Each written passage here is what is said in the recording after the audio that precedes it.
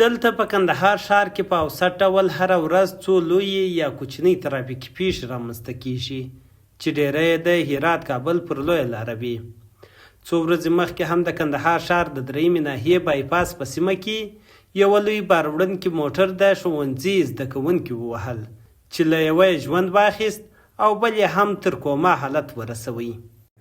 مشکلات چې دغه جوړ کړي دي چې بله ورځ له مکتب دوه شاګردانې ولې وه او موټرسکلان هم ډېر وخت ویي او ډېره ګڼه ګوڼه یې جوړه کړي. باید دا موټران باید د شپې رایله کړي، د ورځې باید نه کړي رایله.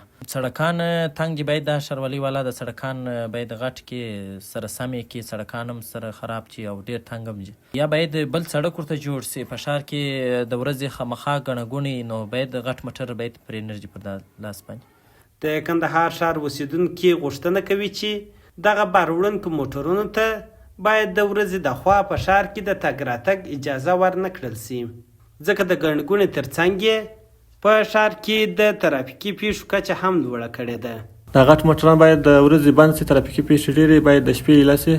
دا زموږ یوه غوښتنه ده، باید د ورځې دا موټران بند سي. د غټ ترافیکي پیښې ډېرې کېږي، موټران موټرسکلان په موټرانو وایي، باسکلان په وایي ټکرونه کېږي.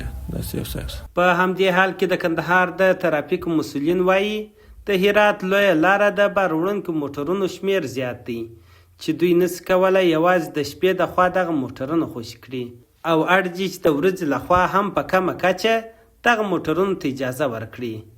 دغه راز مسؤلین زیاتوي په ښار کې د خوراکي توکو منډیانې هم ډېرې دي چې له امله یې له یوه ځای څخه بل ځای ته هم غټ موټرونه تګ راتګ کوي.